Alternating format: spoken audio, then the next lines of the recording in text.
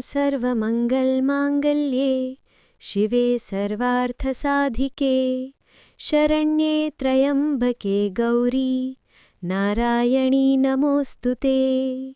बहुत ही शांत, बहुत ही कोमल और करुणामयी स्वर में आप सभी दिव्य आत्माओं का स्वागत है आपके अपने आध्यात्मिक परिवार ज्योतिष ज्योति में। आज हम 5 मार्च अर्थात कल के दिन का गहन और सूक्ष्म विश्लेषण करने जा रहे हैं, विशेष रूप से उन साधकों के लिए जिनकी राशि है कुंभ राशि। आज जब मैं आपको कल का संकेत दे रहा हूं, तो इसे केवल एक सामान्य भविष्यफल न समझें। ये आपके जीवन की अदृश्य परतों को खोलने वाला संदेश है। कल ग्रहों की स्थिति अत्यंत संवेदनशील संकेत दे रही है। चंद्रमा आपकी कुंडली के षष्ठम भाव से अष्टम भाव की ओर संक्रमण कर रहा है। षष्ठम भाव शत्रु, ऋण और रोग का है, जबकि अष्टम भाव गूढ़ रहस्यों, आकस्मिक घटनाओं और अदृश्य प्रभावों का प्रतिनिधित्व करता है।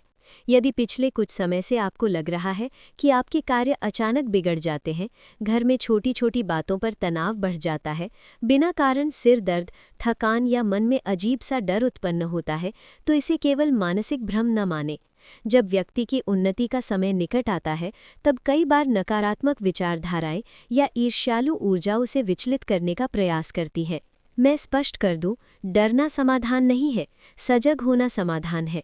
किसी के द्वारा दुर्भावना रखना, नज़र लगना या ऊर्जा का असंतुलन होना संभव है, परंतु उसका प्रभाव स्थायी नहीं होता यदि आपका आत्मबल दृढ़ है। आपकी राशि का स्वामी शनि है और इस समय शनि आपकी कुंडली के 12वें भाव पर दृष्टि डाल रहा है। 12वां भाव अवचेतन, स्वप्न, खर्च और अदृश्य शक्तियों का स्थान है। इसलिए कल विशेष रूप से अपने विचारों की पवित्रता बनाए रखें।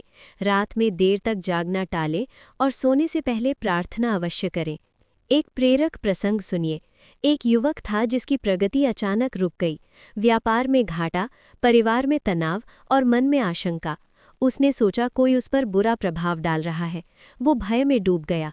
फिर एक संत ने उससे कहा, यदि तुम्हारा विश्वास कमज़ोर है तो हल्की हवा भी तूफान लगेगी।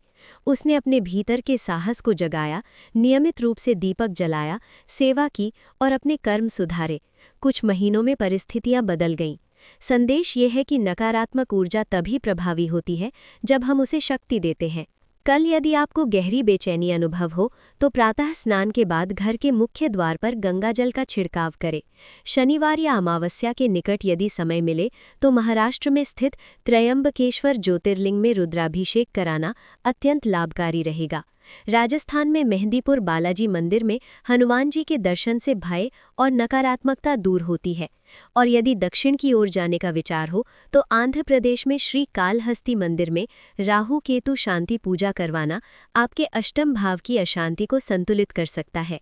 आपकी कुंडली का चतुर्थ भाव भी इस समय संवेदनशील है, जो घर और मानसिक शांति का भाव है। घर में नमक मिले पानी से पोछा लगाएं और प्रतिदिन संध्या के समय एक दीपक दक्षिण दिशा की ओर जलाएं। ये केवल धार्मिक कर्मकांड नहीं, बल्कि ऊर्जा शुद्धि का माध्यम है। दशम भाव, जो कर्म और प्रतिष्ठा का स्थान है, उस पर मंगल की सूक्ष्म दृष्टि साहस दे रही है। इसका अर्थ ये है कि यदि आप संयमित रहेंगे तो कार्यक्षेत्र में सफलता संभव है, परंतु क्रोध से बचें। कोई सहकर्मी या परिचित आपको उकसा सकता है। शांत रहना ही विजय है। आर्थिक रूप से एकादश भाव में हलचल दिख रही है।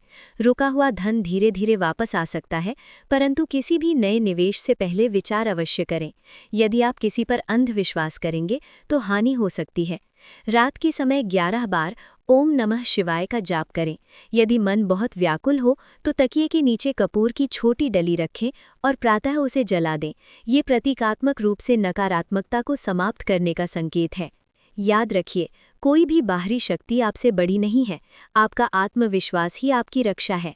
स्वयं से कहिए, मैं समर्थ हूँ, मैं सुरक्षित हूँ, मैं अपने भाग्य का निर्माता हूँ।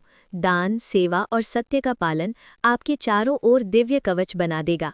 कल का दिन आपके लिए चेतावनी भी है और अवसर भी। यदि आप सजग रहे तो यही समय आपको आध्यात्मिक रूप से और भी ऊंचा उठा सकता है। अपने विचारों को निर्मल रखें, अपने कर्मों को श्रेष्ठ बनाएं और विश्वास को अटल रखें। आगे और भी गहराई से हम ग्रहों के संकेतों को समझेंगे।